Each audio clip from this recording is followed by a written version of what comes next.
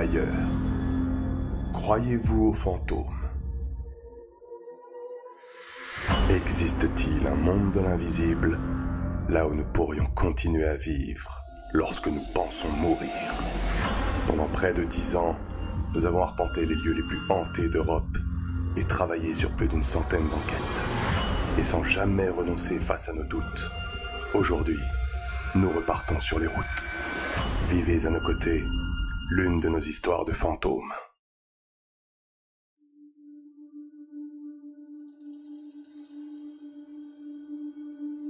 Vous ne savez pas ce que c'est de mourir, vous. Pas encore, en tout cas. Je vous souhaite que cela vous arrive le plus tardivement possible. Je m'appelle Édouard, et je ne fais plus partie de ce monde depuis quelques années déjà. Dans un hôpital, on soigne la vie, on repousse la mort. Mais le temps joue contre vous, les vivants, et il finit toujours par gagner. Croyez-moi, ne luttez jamais contre le temps. Apprenez à l'oublier. Au royaume des ombres, le sablier se brise au moment où l'on y pénètre. Ce qui m'est arrivé, je ne le souhaite à personne. À l'âge de 46 ans, j'étais diagnostiqué d'une tumeur au cerveau. Une saloperie incurable comme notre époque sait les faire.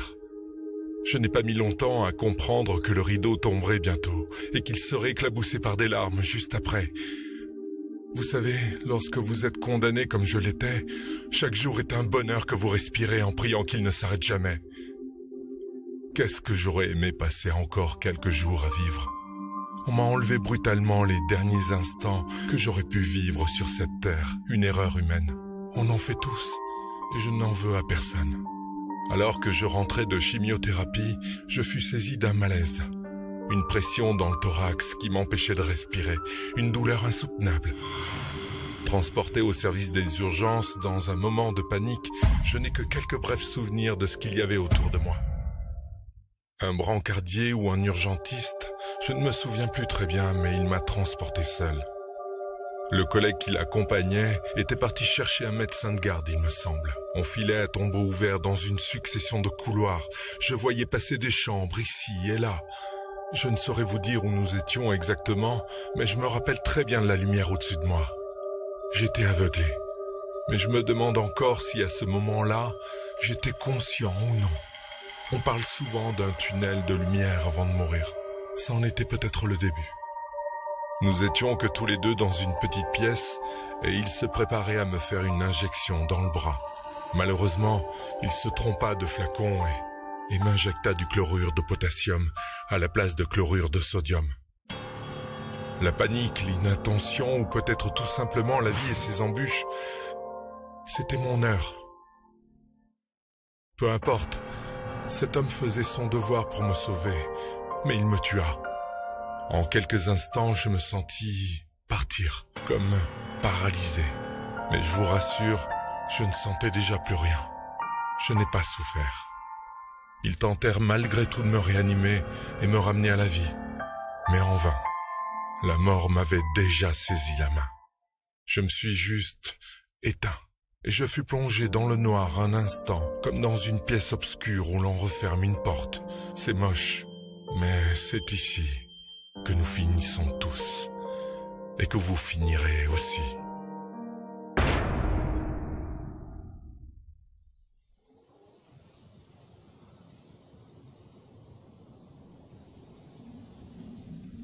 Les grandes forêts et les vents froids du nord-est de la France nous réservent un accueil glacial pour cette nouvelle enquête qui nous amène tout droit au cœur d'un ancien hôpital abandonné où nous allons, Denis et moi-même, y être enfermés toute la nuit. L'obscurité est tombée depuis quelques heures alors que nous arrivons vers 21h.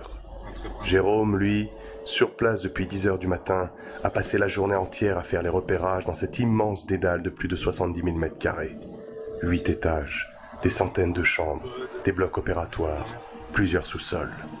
L'édifice, entièrement clôturé et extrêmement bien gardé, est prêt à nous ouvrir ses portes pour une enquête qui s'annonce déjà hors norme.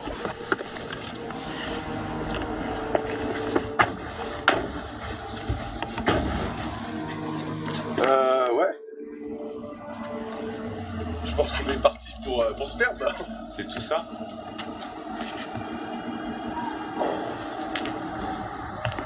Bon, bah, allez. Ah, mais on n'est pas dans le petit hôpital.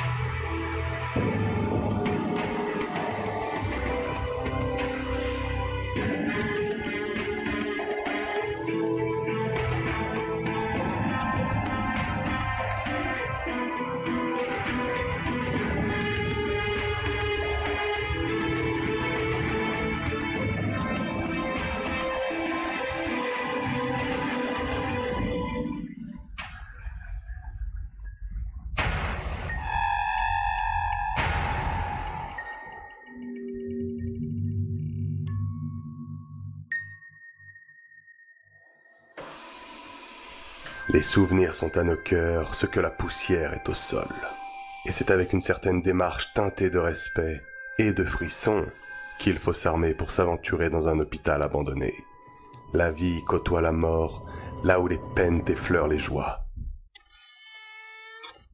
Et nous sommes parvenus jusque-là après avoir entendu parler de 2 histoires sordides qui se sont déroulées ici même. Un rapport de police faisant état d'un homicide sûrement involontaire d'une femme ayant chuté dans une des cages d'ascenseur, et l'histoire d'un homme décédé suite à une erreur médicale lors d'une injection alors qu'il rentrait de chimiothérapie. D'autres témoignages nous font état d'apparitions dans certains couloirs, de contacts physiques dans certaines pièces et de bruits étranges près du salon mortuaire. Ce n'est pas une, mais des centaines d'histoires de fantômes que l'on pourrait raconter sur un lieu qui peut être aussi lumineux que lugubre.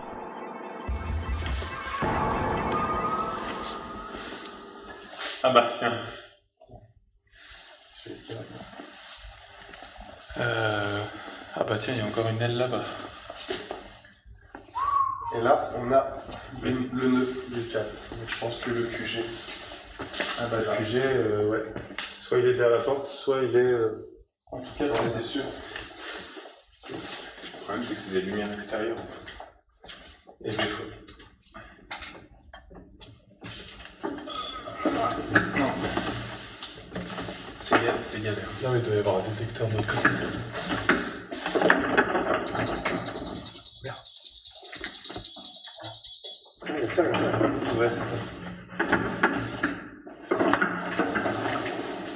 On dirait que j'ai cambriolé les hôpitaux toute ma vie.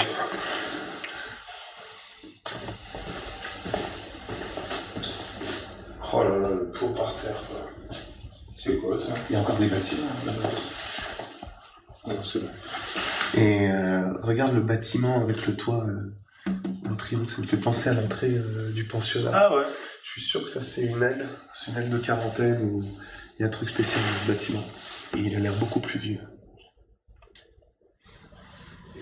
C'est qu'il y a 2 histoires. Il y a une histoire, c'est un homicide involontaire ou un homicide. Ouais. Quelqu'un qui est tombé ou qui a été poussé dans une des cages d'ascenseur. Et c'est une cage d'ascenseur qui lie un des 2 bâtiments. Jérôme m'a dit que c'est un des ascenseurs qui lie 2 bâtiments. Je pense 2 ailes, puisqu'il y a 4 ailes, comme on a vu sur le plan. Donc ça doit être un qui est à proximité d'une aile et d'une autre. Ok. Tombé ou poussé? On sait pas. C'est pas, il y a un rapport de police. Je pense qu'on prendra après l'enquête. T'as vu sur le plan qu'il y avait une morgue? Hein? T'as vu sur le plan qu'il y avait une morgue ou un truc dans le genre? Il y a forcément une mort. Contrairement à ce que nous pensions, l'ambiance n'est pas si pesante et nous nous sentons plutôt à l'aise à déambuler dans ces interminables couloirs. Non, ce qui nous inquiète, c'est la taille du bâtiment. Nous ne pouvons pas passer la nuit à explorer au hasard chaque étage, au risque de se perdre et de ne pas mener notre enquête à bien. Nous devons commencer par un point précis. Après avoir visité les services de radiologie et les laboratoires, nous prenons la décision de chercher la morgue et de commencer là-bas.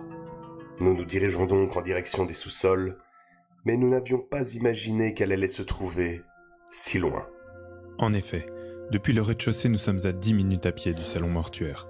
Heureusement, en suivant les câbles des caméras DVR que Jérôme a installés, comme un fil d'Ariane, nous allons vite trouver la bonne direction. Mais avant, il nous faudra descendre 2 étages, traverser 3 corridors, un couloir de 300 mètres, descendre de nouveau 3 étages, encore un couloir, et enfin descendre au 4e sous-sol.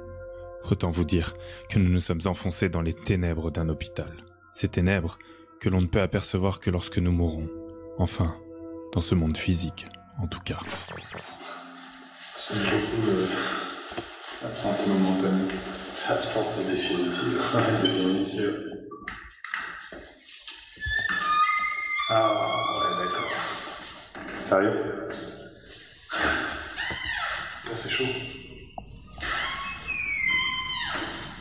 Oh, c'est très bien.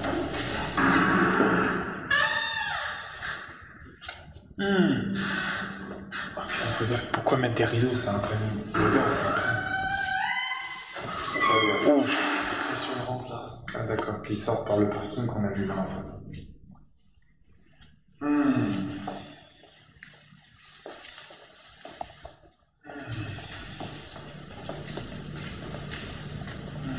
Ah là là. Oh, tu me diras, c'est une pièce comme l'autre. Hein.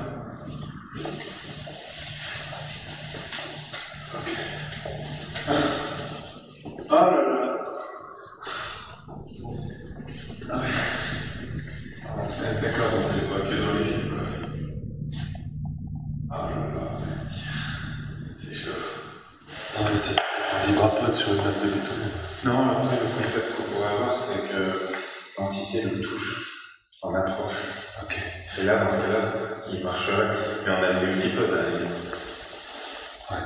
Ça, c'est peut-être le moment de l'essayer, remarque. Ah, il a mis une fixe.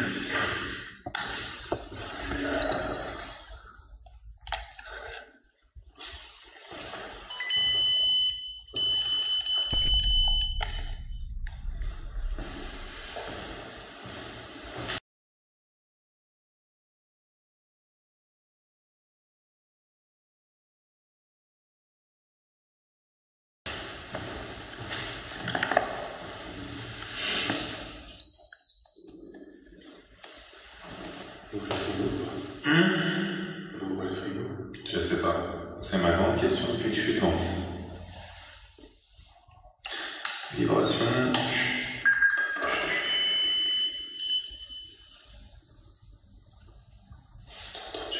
J'ai entendu.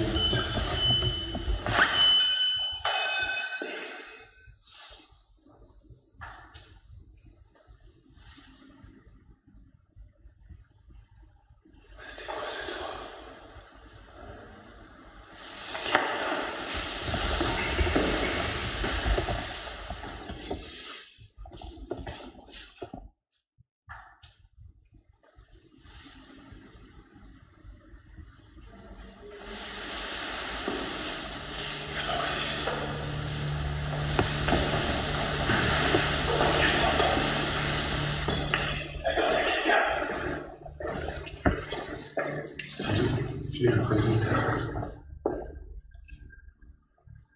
que c'était un mec, on est d'accord? Moi j'ai l'impression que c'était quelqu'un qui parlait, oui. Mais là on aurait dit une nana. C'est hyper aigu.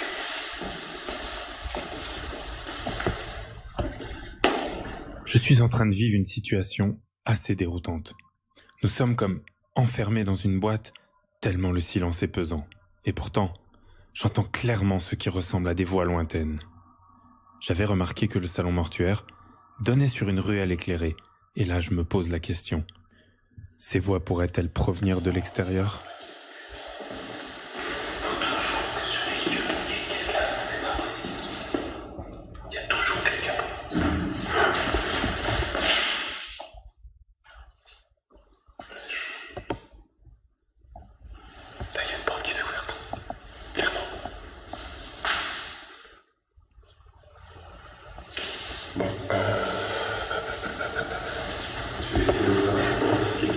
Non, mais là, il y a quelqu'un là.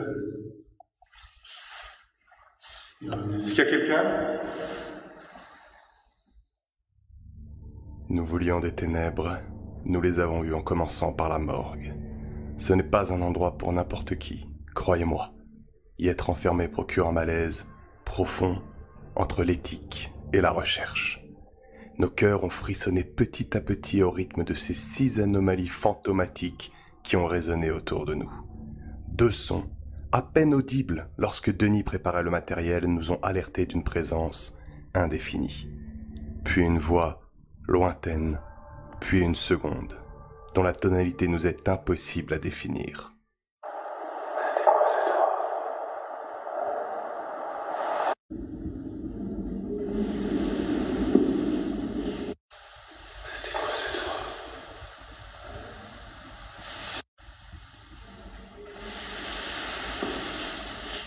Cela semblait venir du salon mortuaire, mais nous sommes seuls.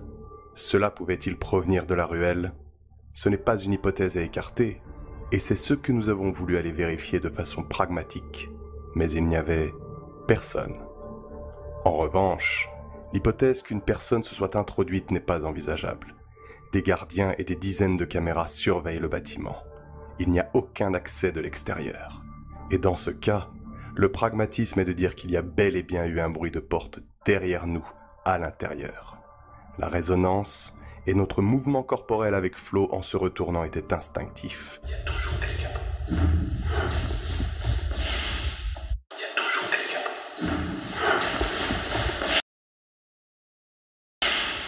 Mais le plus troublant est ce que nous avons découvert au moment du dérochage des bandes vidéo, ajoutant une touche de sinistre à ce que nous avons vécu. Un râle très grave, dans des basses fréquences, proches et sans effet d'absorbance des murs ambiants, juste avant que je demande s'il y a quelqu'un. Mais une fois le son ralenti à 50%, on peut distinguer une voix prononçant des mots peu compréhensibles, mais qui ressemblent à « que vous m'aidiez ». Est-ce qu'il y a quelqu'un? Est-ce qu'il y a quelqu'un?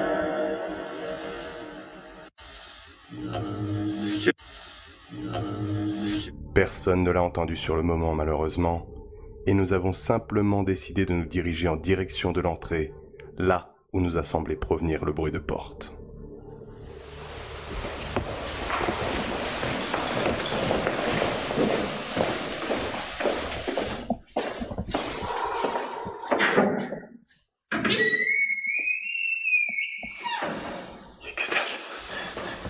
Parce que c'est des portes en bas.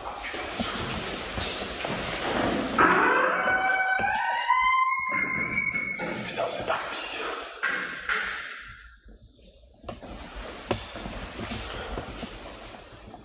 Tu vois, on va être contrôlé en bas. Moi, je fais confiance à Jérôme. Tout doit être fermé. Tout est fermé normalement. Ah oui, c'est sûr. Et pourtant, il y a bien une porte qui s'est ouverte dans le bâtiment en proximité autour de nous. Et encore plus. Je pense qu'il est encore plus sécurisé dans le bâtiment aussi grand. Il y a rien qui fait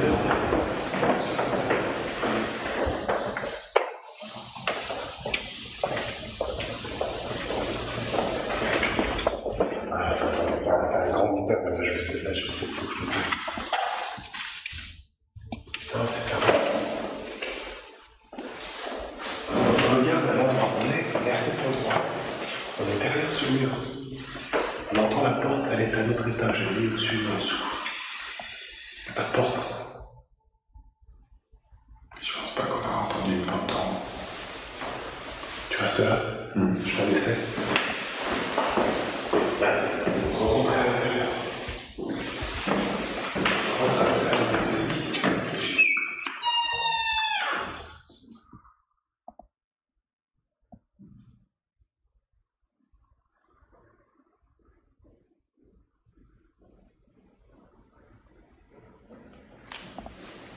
C'est vrai que niveau discrétion, on peut pas le rater.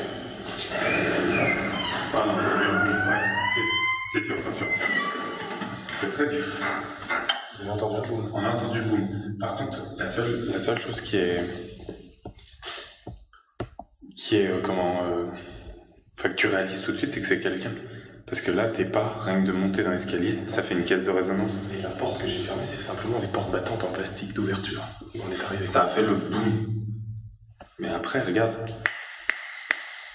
Et toi, dans l'escalier, on t'entend, on entend même presque ton jean frotter. Donc on aurait entendu si c'était quelqu'un. Je sais pas d'où vient ce boum. Premier mystère. Voilà. Oh, c'est chaud.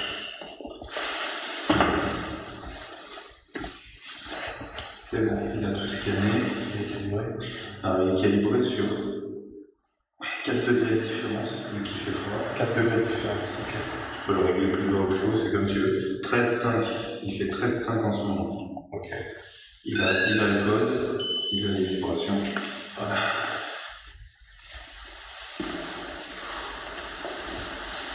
J'ai jamais touché la porte aussi près. C'est Ok. Première séance d'enregistrement. Denis, Anton, la main. Nous sommes 3 personnes dans cette pièce. On est dans la pièce finale, celle où on finira tous notre vie. Est-ce que vous pouvez vous manifester? Est-ce que vous pouvez nous faire un bruit? Peut-être là où on venait voir pour la dernière fois les personnes qu'on aimait. C'est un appareil au sol. Vous pouvez nous laisser des messages. Est-ce que vous pouvez le faire maintenant? Approchez-vous d'un appareil, s'il vous plaît. Il vous suffit de le toucher. Est-ce que vous pouvez le toucher? Deuxième enregistrement. Est-ce que vous pouvez nous faire un signe, s'il vous plaît? Est-ce que vous voulez partager avec nous la sensation? Si vous avez le temps, la vie de votre mémoire de cette sensation lorsque vous êtes passé. Qu'est-ce qui se passe? Vous êtes avec nous, peut-être dans les pièces derrière les frigo. Ce qui est encore possible, qu'une ou plusieurs entités soient autour de nous ou dans ces frigos et puissent entrer en contact avec notre monde physique. Passage de monde, c'est l'église, on le croit, l'église. Si vous êtes de l'autre côté, dans la pièce derrière moi, est-ce que vous pouvez faire un bruit, s'il vous plaît?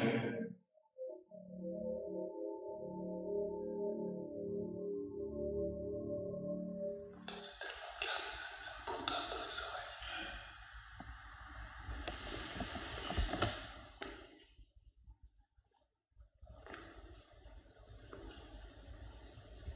Si vous pouvez vous manifester, s'il vous plaît, faites-le. C'est une blague, là. Pour moi, c'était derrière. Est-ce qu'il est possible de le refaire? Ou de faire quelque chose de différent? Pour qu'on prenne conscience que nous ne sommes pas seuls dans cette morgue.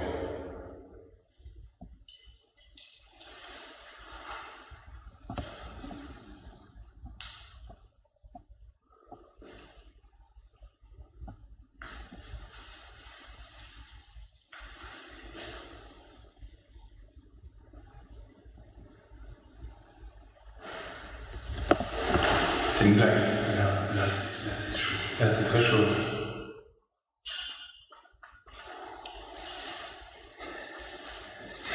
Et il m'a glacé le sang, celui-là. On reste calme. Partons du principe qu'il n'y a personne. Les portes sont fermées, on est par en bas, il n'y a personne.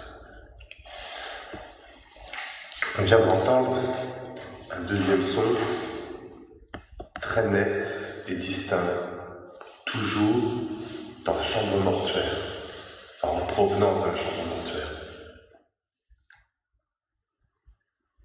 Est-ce que pour une troisième fois, si vous êtes conscient que nous sommes des vivants et que vous êtes morts, refaites un bruit, refaites un signe, s'il vous plaît.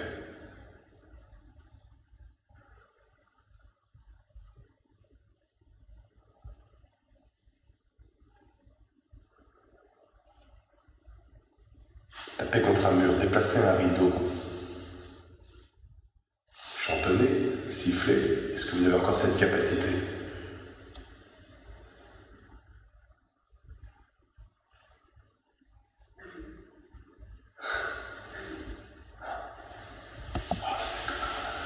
Ça a toussé.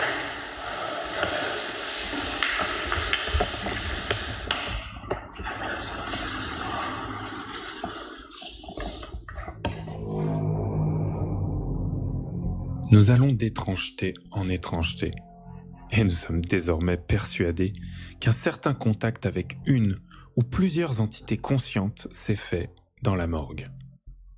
Mais nous retournons dans le salon mortuaire, continuons notre discussion tout en inspectant la pièce, pour trouver la provenance de cette dernière anomalie.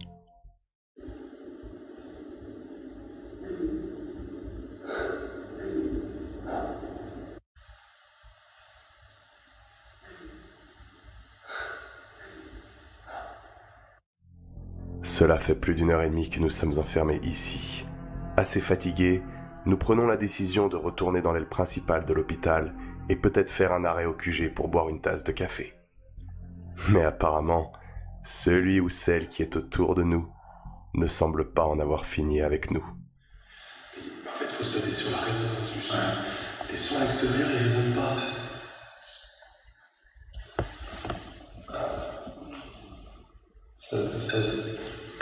Ça, par contre, ça résonne.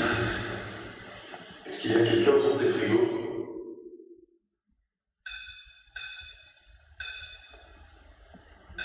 Que vous pouvez vous approcher plus fort du pote qui est au sol.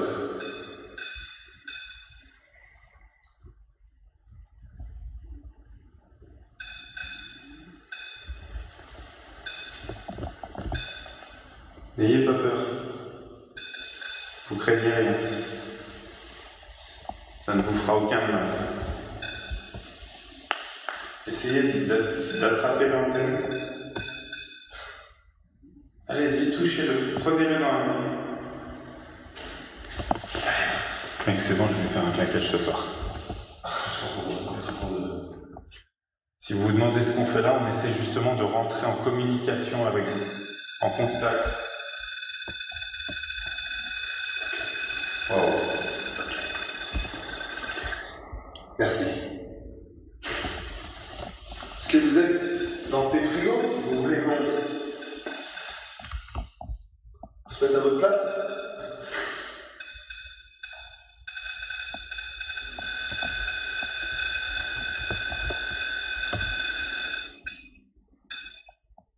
On peut le réinitialiser. Ouais. Merci. En tout cas, si c'était vous, merci. Je vais éteindre l'appareil. Voilà.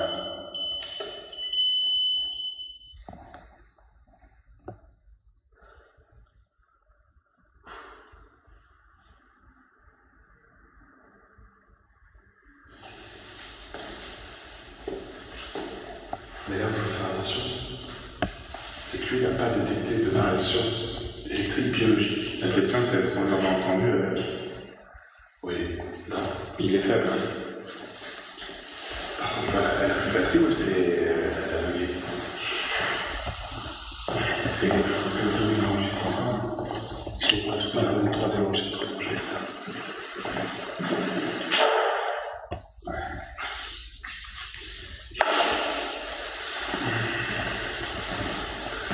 Plus de batterie? Ouais, c'est pas possible.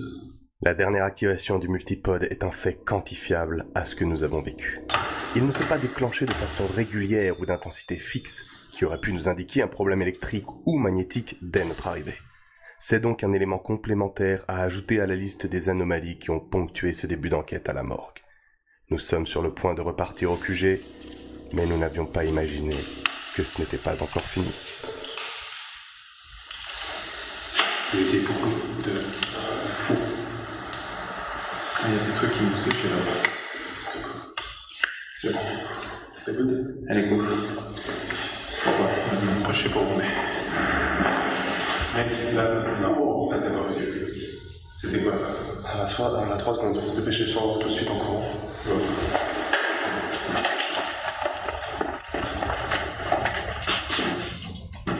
Quelqu'un?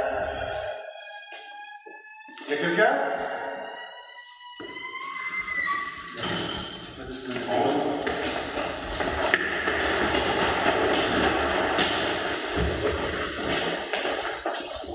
Alors, le mec, s'il est parti, c'est Carl Lewis.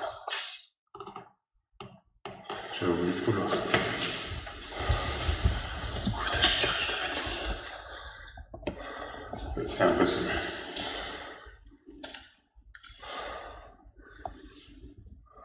Ce bruit était... C'était abusé, c'était à côté de nous. Tu crois que ça aurait tapé dans l'ascenseur? De toute façon, c'est pas possible. Qui? On s'en fout, nous. C'est qui? C'est pas possible. C'est impossible. Faut aller au QG, faut voir s'il entend des trucs, s'il a entendu des trucs ou s'il a vu sur les DVR des trucs bizarres. Il n'y a pas de DVR ici, on est trop loin, on est au moins 3 km du cul. On est sur deux. Oh putain, je sais pas. On est trop loin, on est tout seul, y'a rien. Ah ouais, on est tout en bas, on se fait. Abasourdi. Je suis complètement abasourdi. Nous avons rarement eu autant d'éléments en si peu de temps en restant au même endroit. Nous vivons quelque chose de surréaliste qui dépasse la simple ouverture d'esprit, laissant la rationalité nous faire penser une fois de plus qu'il y a une explication naturelle à un tel bruit. Denis et moi sommes catégoriques. C'est une porte ou un objet qui est tombé au sol. À défaut de trouver un objet lourd au sol, nous décidons de faire des comparatifs pour reproduire ce que nous venons d'entendre.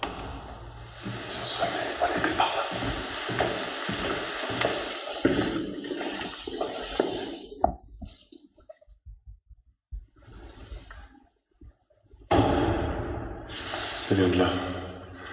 C'est pas ça. Ce qu'on entend, là, on sait que ça vient d'ici. C'est sûr. C'est juste en dessous. Ouais.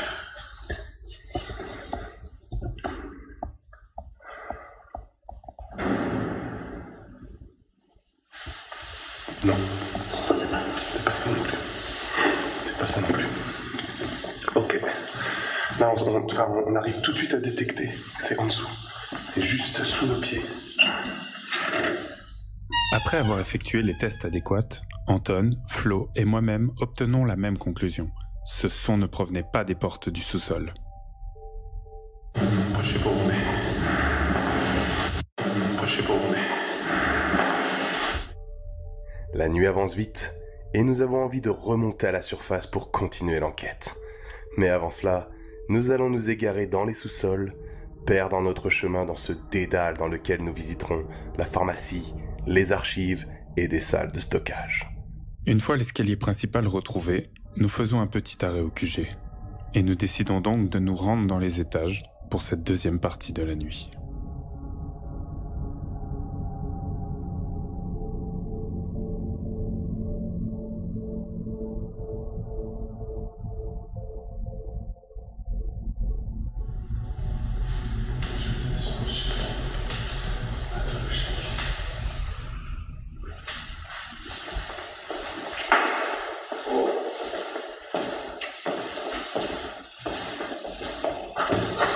Ah ouais, ok. Donc nous sommes toujours tous les trois, Denis, Flo, Anton. On est au premier étage, dans la section traumatologie.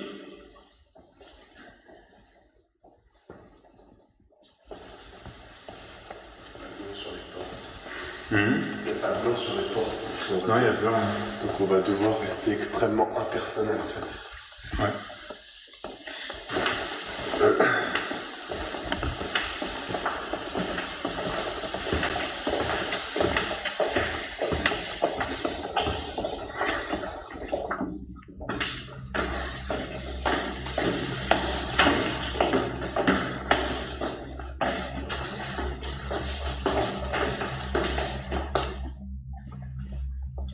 Nous sommes au service, en tout cas l'ancien service neurologique.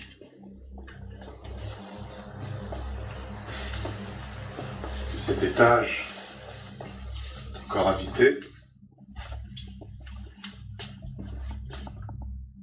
Vous pouvez nous suivre pour faire un bruit.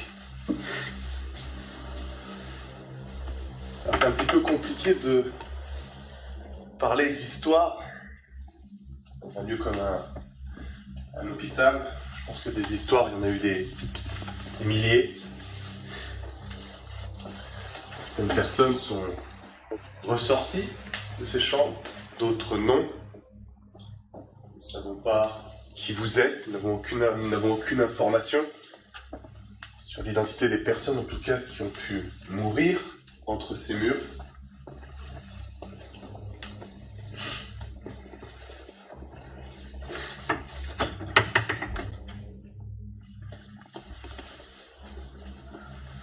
peur de nous, et en retour, nous n'avons pas peur de vous.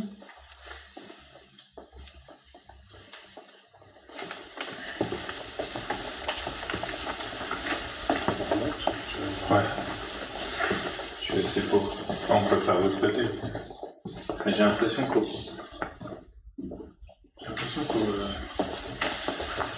Dans des étages comme ça, ça fait très accessible. Ouais. C'est le long terme. Voilà bientôt 1 heure que nous arpentons le premier, le deuxième et le troisième étage. Malgré nos demandes de contact, nos provocations actives, nous n'obtenons aucun résultat.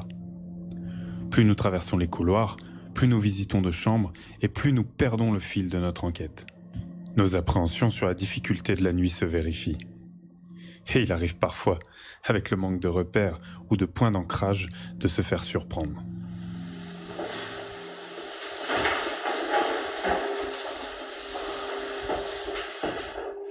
Endoscopie. Ok, on maîtrise pas du tout. Oh non, ça fait bizarre, t'as vu l'ascenseur? Il a été gondolier. Ah. C'est bizarre, ça fait drôle. Ah bah attends, s'il a été condamné. C'est le 14, c'est le même. C'est le même? Oui, 14, c'est ça, c'est le même, c'est c'est celui que tu m'as dit en bas. Je parie que c'est celui-là. Je montre encore au dernier étage pour voir. Et des pièces réveil traumato. Personne dans ces couloirs. Vous allez nous laisser déambuler. On a quand même eu plus que des contacts à la morgue. Alors effectivement, la morgue reste l'endroit, le point final. Il y a eu beaucoup de morts, mais dans ces couloirs, il y a eu de la vie, il y a eu de la mort, il y a eu de l'émotion, il y a eu des souffrances. Nous sommes en 2017. Durant des années, il y a eu au sein même de ces couloirs, et spécialement à cet étage, des souffrances.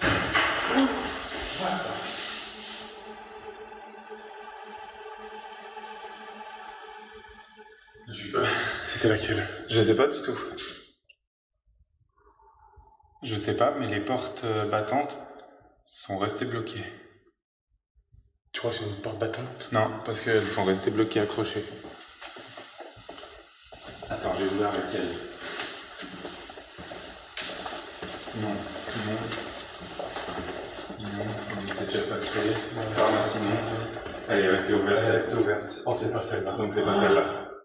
Donc je serais incapable de dire laquelle c'est. Eh oui, il était impossible de dire laquelle des portes nous avions ouvertes en dernier. Effectivement, le cerveau et sa mémoire à court terme peuvent parfois nous jouer des tours. Quand Denis vous disait que l'on peut se faire surprendre lors d'une baisse d'attention ou une perte de repère, c'est exactement ce qui s'est passé ici. Nous nous sommes fait piéger par nous-mêmes, et nous aurions pu attribuer cet événement à une manifestation paranormale. Heureusement que les images de la caméra externe de Flo ont pu nous aider à élucider le mystère de cette porte qui claque violemment dans notre dos et qui n'a rien d'un phénomène paranormal. En effet, les images de la caméra principale de Flo nous laissent penser que la porte du rangement en pharmacie que Denis poussa en dernier se referme. Mais lorsqu'on analyse les images de la caméra externe, on voit clairement qu'elle ne se ferme pas, mais rebondit en arrière. Regardez bien, le rebond repousse la porte en arrière, ce qui explique clairement qu'elle était équipée d'un frein de porte automatique qui a mis 25 secondes à se refermer pour claquer dans notre dos lorsque nous étions assez éloignés pour nous laisser penser que cela ne provenait pas de nous. Bien sûr, nous n'avons pas pu faire ces constatations sur le moment. Nous allons donc décider de rester au 6e étage et de nous installer dans l'un des blocs opératoires. La séance d'observation et de prise de contact durera environ 1 heure. Nous mettons en place plusieurs appareils afin de recroiser les informations en cas de manifestation. Mais malgré tous nos efforts, nous n'obtiendrons rien, ni par nos appareils, ni sur nos caméras, ni sur les enregistrements audio. Après un début d'enquête tonitruant dans la morgue, Voilà plus de 2 heures que nous sommes au point mort. Nous approchons les 2 heures du matin et la curiosité nous emmène au dernier étage, au service de réanimation.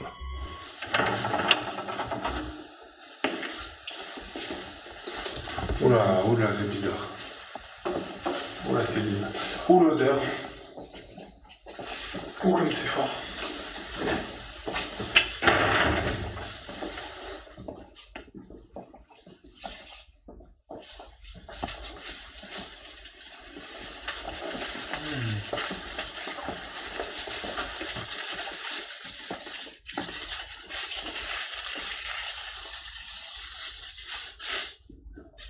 Bah, du coup, ça a l'air d'être Réa en fait.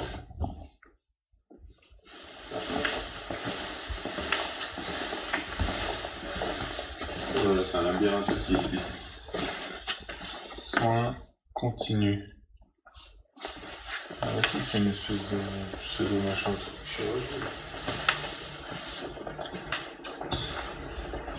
Quelqu'un dans ces couloirs. Dans la partie Réa,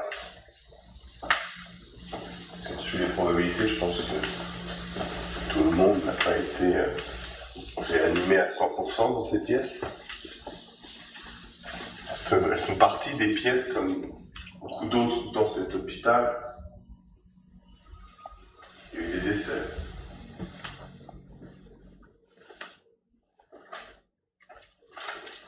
Ouais, alors fais gaffe parce qu'il y a des appels d'air, mon pauvre, j'en ai plein dans le nez.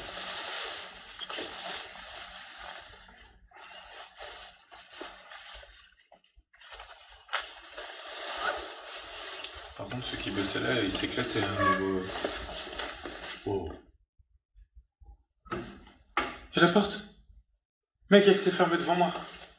Je l'ai pas vu, je la vois pas la La toute première, après le radiateur. Tu la voyais pas toi, Flo, c'était? Ah, avec ta GoPro? Non, je crois pas.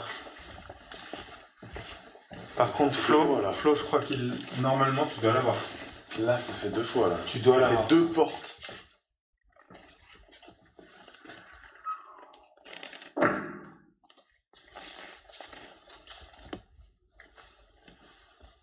Il y a quelqu'un dans cette pièce? Dans la pièce des respirateurs. La porte s'est clairement fermée, on était à côté. Les fenêtres sont fermées.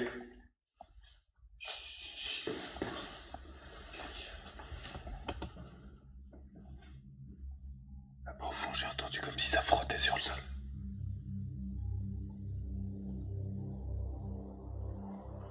Est-ce qu'il y a quelqu'un avec nous? Est-ce qu'il y a quelqu'un dans cet étage réanimation en ce moment avec nous?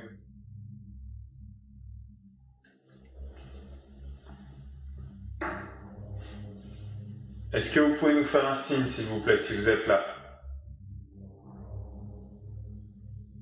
Je vous ai entendu au bout du couloir.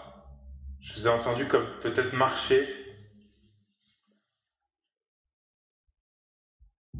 À croire que le hasard est rarement de notre côté. L'angle de ma caméra frontale n'était pas bon, et aucune de ces images n'est donc exploitable pour le mouvement de la porte. Lors de l'enquête, comme nous l'avons dit, nous n'avions pas découvert que précédemment nous nous étions fait piéger par un frein de porte. Ici, à la réanimation, nous nous sommes séparés avec Anton, chacun dans un couloir. L'un d'entre nous aurait-il ouvert cette porte sans s'en rappeler? Sans image sur nos caméras pour le confirmer ou l'infirmer, on ne peut écarter cette idée. Par contre, ceux qui bossaient là, ils s'éclataient au niveau. Oh. J'ai la porte. Mec, elle s'est fermée devant moi. Sur le moment, nous avons décidé de fermer toutes les portes des couloirs pour cloisonner les possibilités d'erreur. Avec du recul, même si nous n'avions aucune certitude pour la porte et ne pouvons parler de phénomène paranormal, Nous restons mitigés, car un événement plus qu'étrange est sur le point de se produire.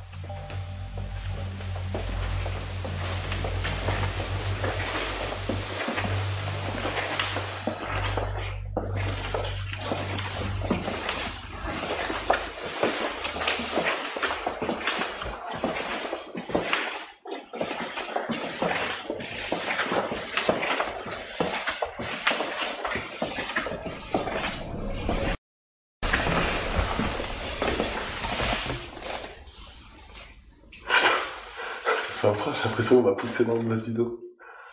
J'ai cru qu'en fait, t'avais mais là, je t'ai lâché du genou. J'ai l'impression comme si quand j'avançais, on m'a poussé dans le bas du dos. J'ai tout chaud là dans le bas du dos.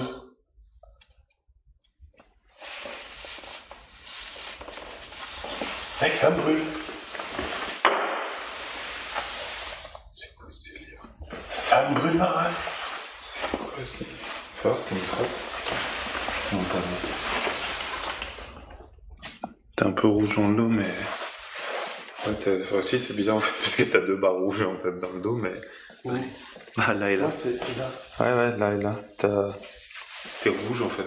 T'es rouge comme si tu t'étais appuyé sur quelque chose, quoi, c'est tout. Mais c'est bizarre parce que t'es pas rouge autour en fait.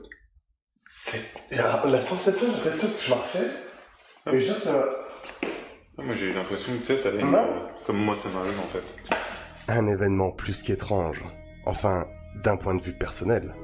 En plus de 10 ans d'enquête, je n'ai pas le souvenir d'avoir eu un contact physique qui m'a paru si réel. Enfin, si c'est une entité qui m'a poussé dans le bas du dos, alors croyez-moi, c'était bien réel. Bien sûr que j'ai douté après coup. Une faiblesse due à la fatigue, un mouvement mal coordonné.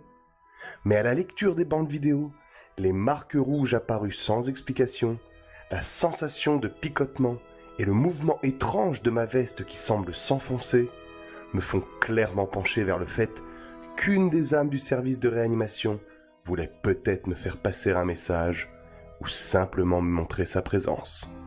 Nous terminons la nuit sur cette note insolite, dernier événement de ces 7 heures d'enquête que nous venons de mener dans ce gigantesque dédale hospitalier. Un véritable parcours éprouvant et difficile à mener à bien sans se perdre. Nous avons jonglé entre d'incroyables moments de tension et des enchaînements d'événements plus que déroutants les 2 premières heures, mais aussi à de grands moments d'égarement et des passages à vide sans aucun signe d'activité pour le reste du temps. Nous rentrons au QG, morts de fatigue, nous installons nos sacs de couchage, prêts à nous endormir là où sûrement personne n'a jamais dormi dans un hôpital, le hall d'entrée et ses ascenseurs. C'est par là, c'est bien par là. Oui. Donc Jérôme t'a dit d'aller... Sur le parking. Sur le parking de quoi? De la chapelle. La chapelle. Pas Aumônerie Chapelle.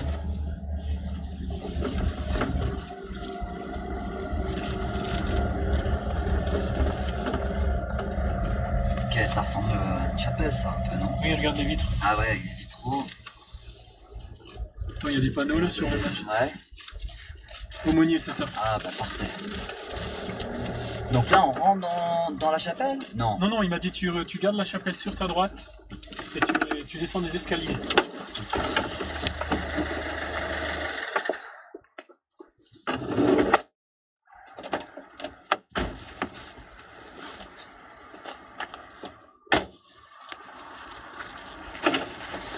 la chapelle sur la droite. Ok, donc on garde la chapelle sur la droite. Oui, il m'a dit tout de suite à droite après la chapelle. Il faut descendre des escaliers.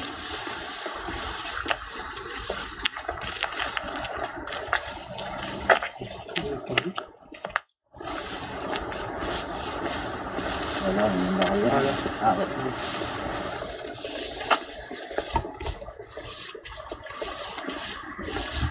Donc il faut les descendre. Ok. Et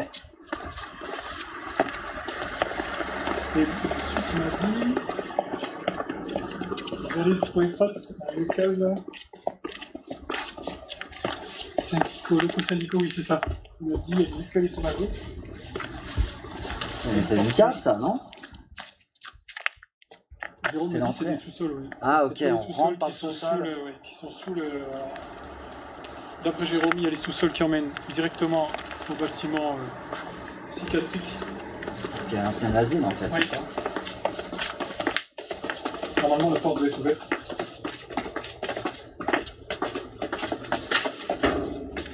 C'est là.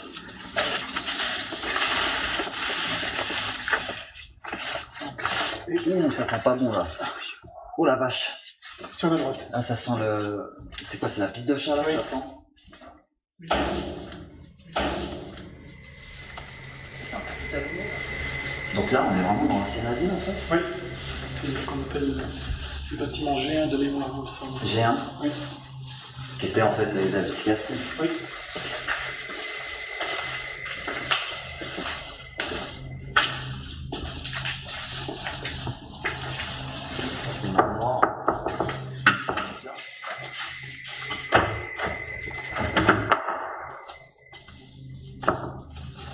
Ok. Alors j'espère que le gardien ne viendra pas mettre la grille derrière parce qu'on sera bloqué. L'ancienne partie psychiatrie est un vrai gruyère, avec une multitude de tunnels, dont la moitié, détruits et détériorés, lance notre première heure d'exploration jusqu'à en perdre nos repères. Nous sommes contraints de faire marche arrière car aucune entrée ne mène à l'hôpital. En revenant sur nos pas, involontairement, nous tombons sur les sous-sols menant à la morgue et décidons de nous y installer.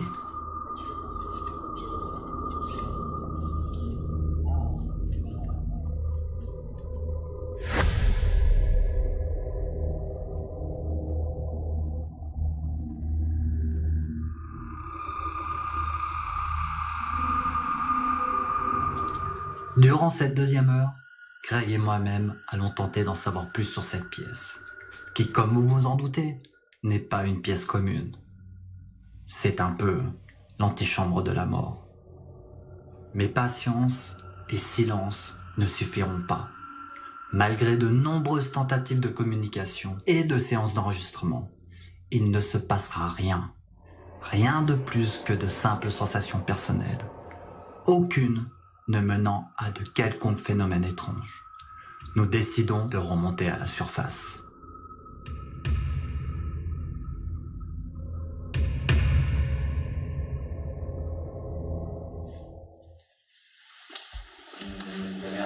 Bon, l'avantage c'est qu'on a trouvé une caméra, il suffit de... Ouais, parce que Il là, suffit. t'as vu comme c'est grand.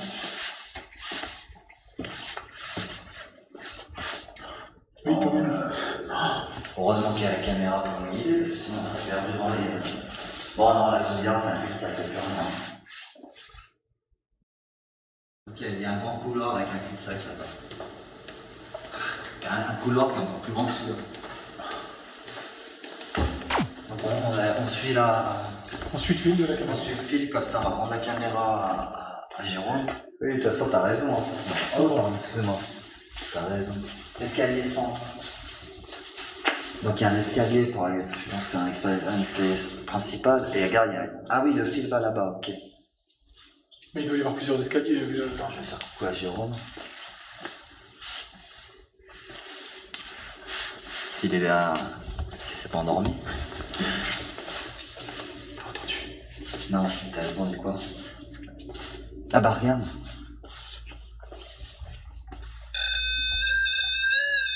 J'ai entendu comme un...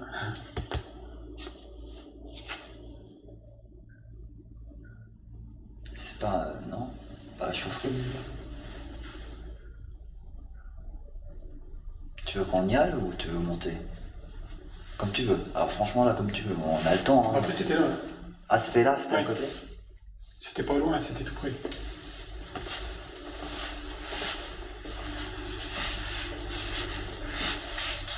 Il y a quelqu'un avec nous qui est autour de nous? Et là, il vient d'entendre Tu veux que je te un dise... râle. Tu veux que je te dise... Franchement... C'est que l'ascenseur 14. Ouais. Moi je bosse ici. Là, Ouais. je bosse sur la ville. Il y a un accident qui s'est passé. Et c'était dans cet ascenseur. Il y avait quoi? Une dame qui tombait dans le cage d'escalier. Et on l'a retrouvée ici, je crois. De Ah, mais mémoire. il y a quelqu'un qui l'a poussée, non? Non, elle est tombée, c'est un accident. Ah oui. Donc elle aurait fini là, en fait, enfin, ou quasiment. Oui. Et toi, tu viens d'entendre un râle là?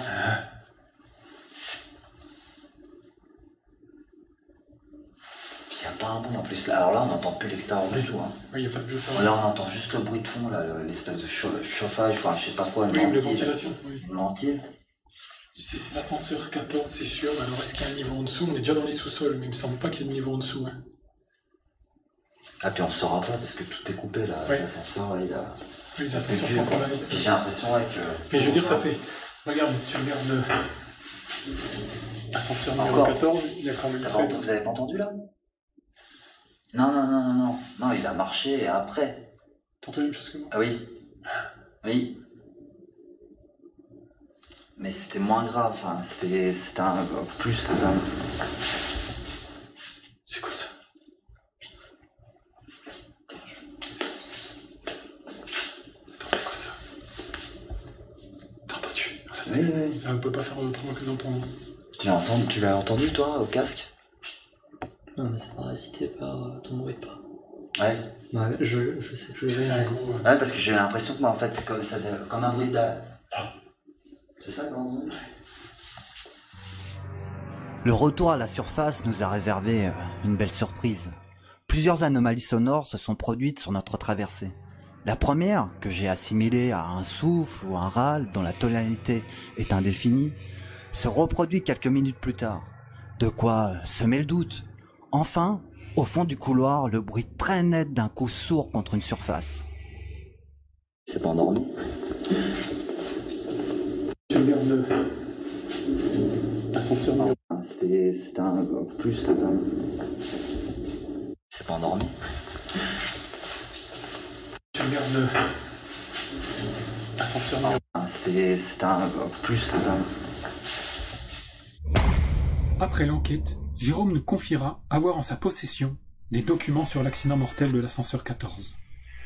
Nous n'avions rencontré aucune anomalie ni aucun bruit suspect depuis notre arrivée, jusqu'à se retrouver devant cet ascenseur.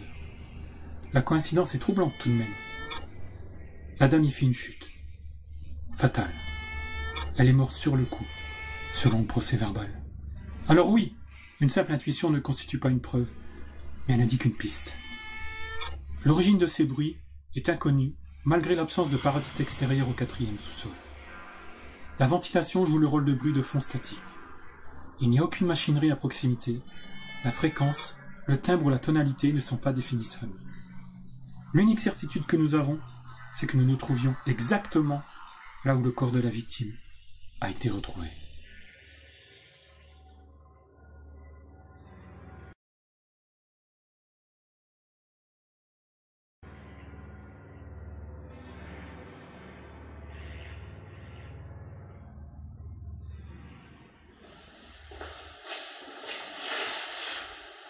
Les blocs, c'est là, Ah oui, c'est en continuité, oui, t'as raison. On vient de là.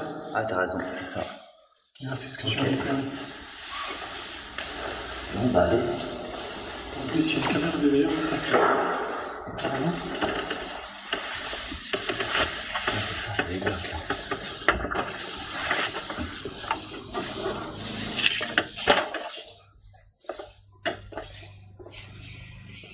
Ah, c'est un couloir thermique, ça.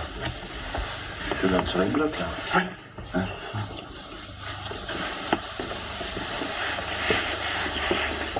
Ouais, puis il y a la lampe tout Pour pas avoir chaque soleil. Là, ça évite ça peut pas contrôler la température des pièces, des blocs.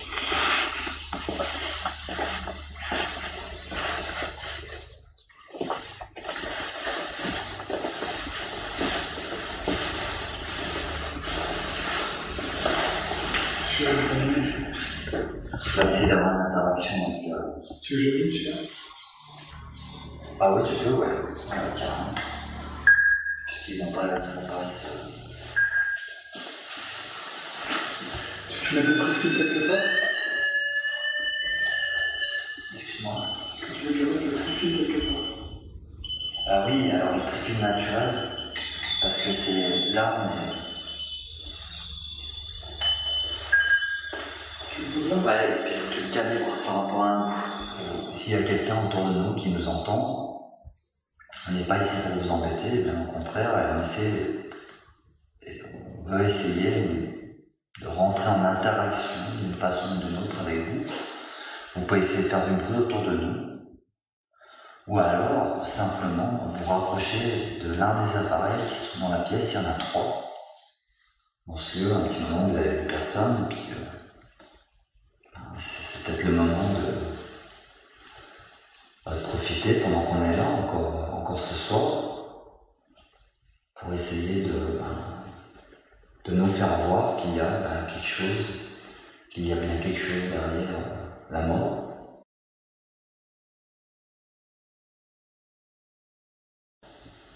physique et qu'il reste une trace de vous en fait. Consciente que vous comprenez ce qu'on dit. Voilà. Peut-être avez-vous été victime d'une erreur médicale? Peut-être.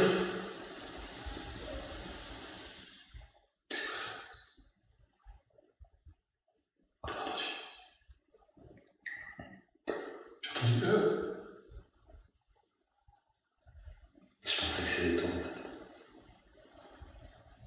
Est-ce que c'est vous que j'allais entendre? Est-ce que pour vous, le fait de vous être retrouvé de l'autre côté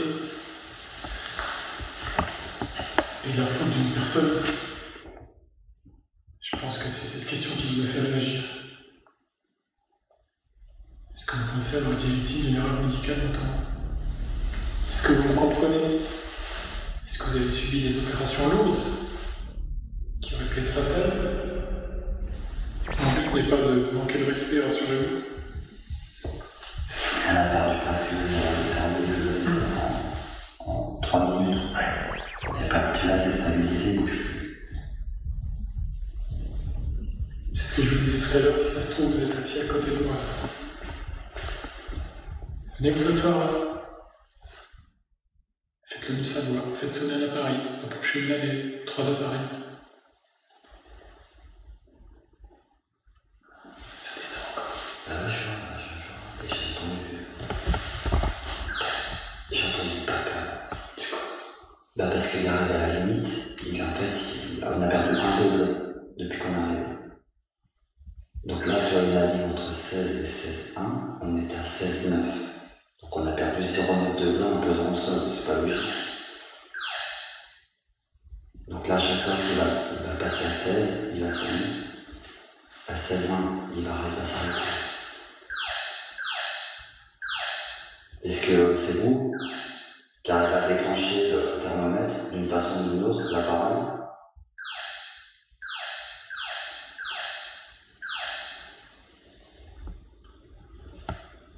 Ça fait 10 minutes quand même.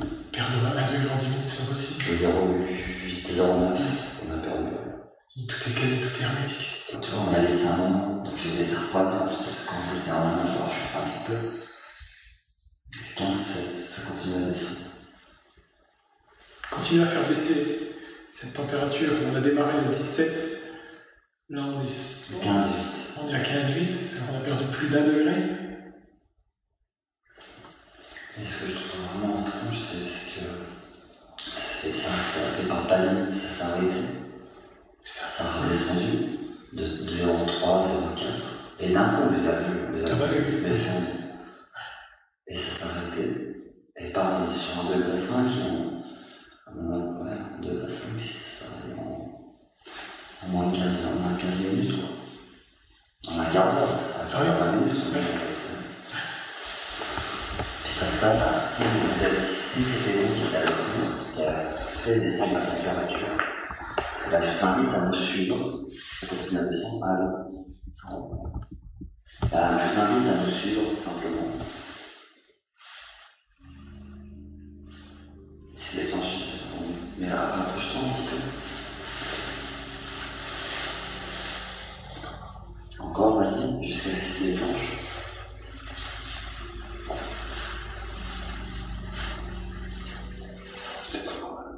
Est-ce que vous voulez qu'on reste alors? Parce que si vous voulez qu'on reste, bien à la montagne. Si vous voulez qu'on reste, il faut nous faire voir que vous nous comprenez, que vous êtes avec nous. Là, je pense que je pense que, ça chute. Encore, il est resté à 15,5, 15,8. Donc là, si c'est vous, c'est tout. Si c'est vous, essayez, là vous avez essayé de vous rapprocher pour peut-être nous empêcher de partir. Vous avez essayé de vous rapprocher de cet appareil-là, vous voyez, vous craignez rien. Regardez, je vais même aller le toucher presque. Vous voyez, ça sonne plus, c'est tout. Et nous, si vous déclenchez cet appareil-là, et on reste là, avec vous un petit moment de plus. Allez-y, faites sonner l'appareil que je viens de faire sonner. Ça, là, je comprends pas parce que c'est qu'il n'y a aucune logique, on a perdu 2 degrés depuis qu'on est arrivé. Nous, rien d'autre pourra déclencher que vous, cet appareil qui est là-bas. Donc nous, ça serait une preuve pour nous, là, tout de suite, que vous êtes avec nous, vous nous comprenez, que vous voulez bien essayer d'échanger avec nous. Ou à moins que vous préfériez qu'on parte tout de suite.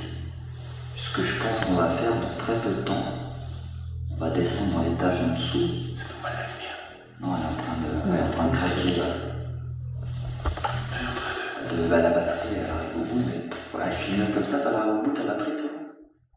Je sais pas. C'est assez violent. Hein. C'est rare. Moi, j'aime. Ah ouais. Voilà. Bah, c'est peut-être vous qui avez tiré dans la lampe à flot. C'est pour ça qu'on sent ce froid là nous envahir, puisqu'on a perdu. Alors on est presque à 2 degrés en une vingtaine de minutes. Le déclenchement qu'on a eu là à l'instant, qui était très léger, très faible, si c'était vous, essayez s'il vous plaît de le refaire. Cette tentative de communication dans le bloc opératoire nous a distillé des indices, plutôt surprenants et surtout inhabituels lorsqu'ils se succèdent durant le même laps de temps. Ils se sont déroulés sur une période de 30 minutes, dans une pièce entièrement hermétique. Une anomalie sonore qui ressemble à une plainte masculine, une chute de température de 2 degrés, l'activation par une source électrique biologique de notre trifield, et enfin, une batterie lithium surchargée qui se vide. La fin de l'enquête approche et le jour ne tardera pas à se lever prochainement. Au détour d'une discussion avec Jérôme lors de notre pause au QG, il nous indique que Anton et Denis n'ont pas eu le temps de se rendre dans l'un des endroits clés du lieu durant leur enquête hier soir. L'endroit même où l'un des incidents s'est déroulé. Les urgences. Situées au rez-de-chaussée, non loin, nous ne parcourons pas une grande distance pour nous y rendre. C'est la porte? Oui. C'est où?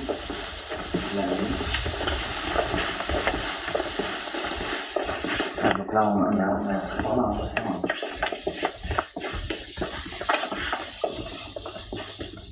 T'as commencé à m'expliquer, j'aimerais bien que tu m'expliques au niveau. Le dossier que t'as trouvé sur le patient. Oui, c'est un dossier qui était patient qui était en oncologie et il revenait de chimio. Et, il y a une erreur au niveau des injections entre du chlorure de potassium et de sodium de mes souvenirs, et le patient est décédé suite à ça. Et on aimerait savoir si cette personne, cet homme, est encore peut-être là, dans ce lieu aéré, et si c'est possible pour lui de nous faire un signe, quel qu'elle soit. Il peut essayer de faire bouger les rideaux, par exemple, ce serait une bonne idée. Ou alors, comme vous voyez, il y a 2 appareils au sol. Vous pouvez vous rapprocher, ça vous fera pas de mal. Est-ce que vous pouvez nous faire un signe, quel qu'il soit en fait? Essayez de faire claquer une porte, faire bouger un rideau, de nous pousser, nous toucher. Comme je vous ai dit, Greg, il prend des photos. Donc vous pouvez essayer aussi de vous mettre devant lui à ce moment-là pour essayer de nous apparaître. On ira un moment avec Greg se balader dans les urgences parce que vous n'avez peut-être pas envie d'être confronté directement à nous. Ce que je peux comprendre. Pendant qu'on fait le tour, rapprochez-vous des appareils, nous on vous entendra de loin et on comprendra que c'est vous. Nous prenons la décision de faire quelques rondes dans les urgences, histoire de mettre à l'aise les possibles entités. Je vous l'accorde, cela peut paraître étrange de devoir s'éloigner d'un fantôme pour tenter de communiquer avec lui. Mais cette stratégie a plusieurs fois montré ses preuves par le passé, et elle va le faire une nouvelle fois. Si c'était le but de nous faire peur, ça n'a pas vraiment marché. Pour nous faire peur maintenant, il faudrait que tous les appareils se déclenchent. Oui. Ou alors qu'un rideau s'ouvre. On aurait pu souvent courant, mais on ne l'a pas fait.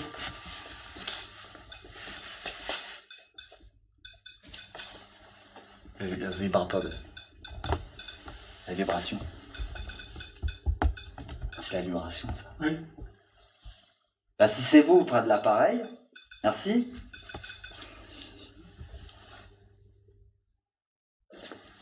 Vous pouvez continuer à...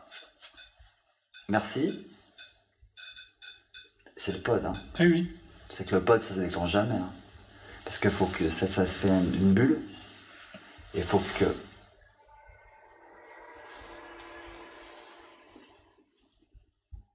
T'as pas entendu? Si, bah carrément. Alors, en fait, vous voulez nous faire peur, c'est ça? Bah, éloignez-vous de l'appareil, là, maintenant. Si vous voulez nous faire peur, pour être sûr que vous nous comprenez, éloignez-vous de l'appareil.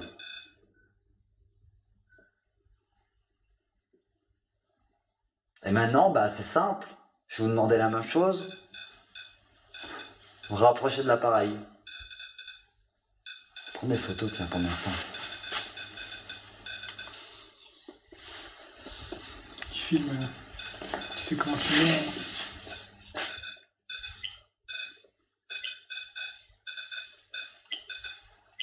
Vous pouvez essayer aussi avec le deuxième. Alors là, ce serait vraiment incroyable pour nous de voir ça.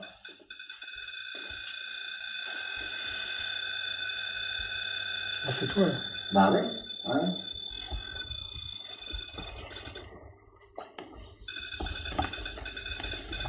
Éloignez-vous maintenant, s'il vous plaît. Les premiers indices ne tardent pas à se révéler suite à nos questions. Le pod se déclenche après notre ronde de surveillance lorsque nous revenons, indiquant une perturbation.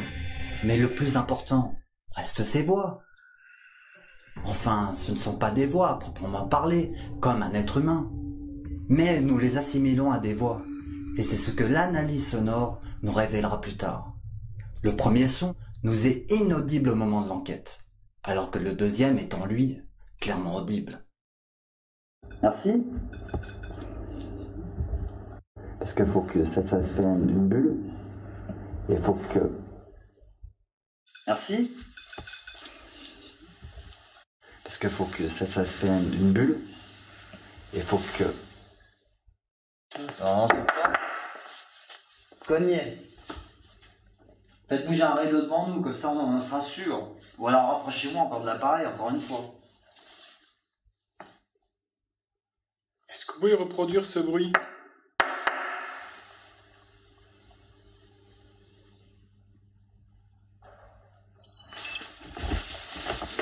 Et encore, c'est encore un moment.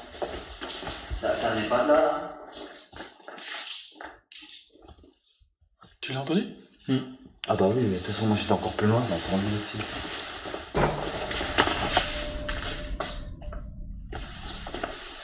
C'était là-bas? Écoute, je sais pas. Reste là. Check, enfin, tends l'oreille dans ce sens. Ah oui.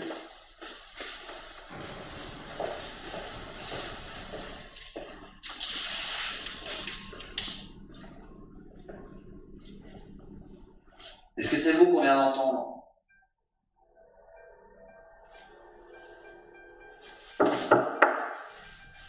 Tapez 2 fois, 3 fois sur une porte. Il y a quelque chose d'anormal qui flotte dans l'air, comme un jeu de piste. Il semblerait que ce quelque chose nous force à nous déplacer, comme si elle tentait de nous éloigner du pod et de la salle au rideau. Nous décidons de suivre cette piste et refaire un petit tour dans les urgences, avant de revenir une dizaine de minutes plus tard pour voir le pod s'activer étrangement suite à nos questions. Quand vous allez me répondre par oui, vous allez faire sonner l'appareil. Quand l'appareil ne sonnera pas, merci. Quand l'appareil ne sonnera pas, ça voudra dire que c'est un non pour moi. Comme ça va être simple. Oui, vous avez compris. Alors si vous avez compris, je vous demanderai d'arrêter de faire sonner l'appareil, s'il vous plaît.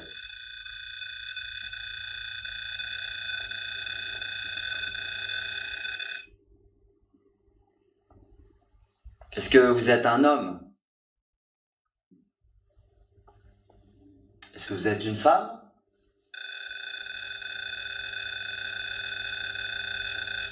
Merci. Est-ce que vous voulez qu'on parte?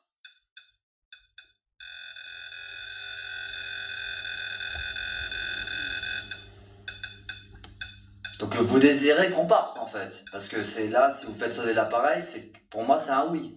Vous voulez qu'on parte?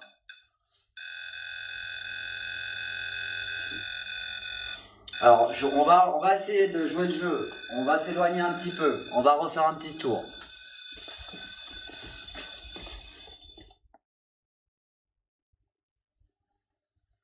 Est-ce que vous avez été content de nous voir? Cet échange avec nous, ce semblant de discussion, est-ce que ça vous a fait plaisir?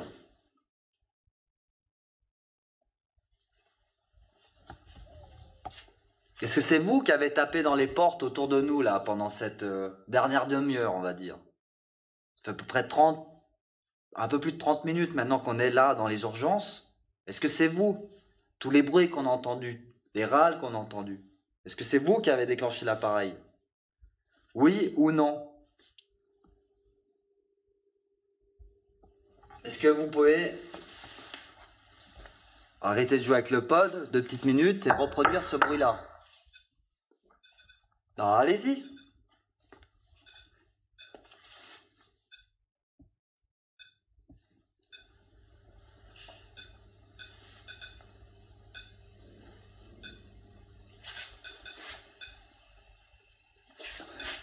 T'as entendu là? Bah merci en tout cas si c'était avec vous. Moi je vais vous laisser tranquille maintenant. Nous arrivons au terme de notre nuit d'enquête qui fut riche et envoûtante. Ce dernier passage aux urgences fut troublant de complexité mais aussi de cohérence. Il nous a convaincus que nous n'avons pas été seuls au cours de notre long périple nocturne. Il faut dire que les premières étrangetés ont commencé au pied de ce fameux ascenseur 14, exactement là où une femme fut retrouvée morte. Il y a de quoi avoir froid dans le dos quand on y pense. Notre retour au QG se termine par une avalanche de questions et de doutes, qui, comme à leur habitude, risquent de ponctuer notre dernière nuit dans cet hôpital funeste, qui ne semble pas avoir été abandonné par tous ses locataires. Je ne saurais dire si voir partir ces jeunes gens fut un soulagement ou un moment de tristesse. La solitude peut parfois être aussi rassurante que douloureuse d'où je vous parle, mais suite à leur venue, je ne peux m'empêcher de ressentir une profonde émotion. Savoir que certains vivants continuent de croire en nous, allant jusqu'à venir à notre contact pour chercher, comprendre et tenter de voir ce qu'il se cache derrière le rideau est une sensation apaisante. Et je dois vous avouer que j'en avais bien besoin. Mon histoire dans l'après-vie, que vous y croyez ou non, me semble désormais moins lourde à porter. Ces 2 nuits semblèrent si longues pour eux et si courtes pour moi. Je n'ai pas eu l'audace de m'approcher d'eux, ni d'essayer de communiquer avec eux. En revanche, je peux vous dire qu'il y a dans ces couloirs une ombre que je croise souvent, une femme qui erre, seule. Et il semblerait qu'elle ait eu, face à ces vivants, plus d'audace que moi. Cela a l'air démoniaque. Il y a quelque chose ici. C'était incroyable de voir quelque chose comme ça. Cette chose noire est apparue en haut des escaliers. Ses yeux étaient perçants. J'ai été stupéfait par la vidéo. C'était un fantôme. J'en suis persuadé. Pas besoin d'y croire pour les voir. C'était quoi ça? J'ai filmé des fantômes, nouveaux épisodes à partir du 13 octobre à 21h sur Planète Plus Aventure Expérience.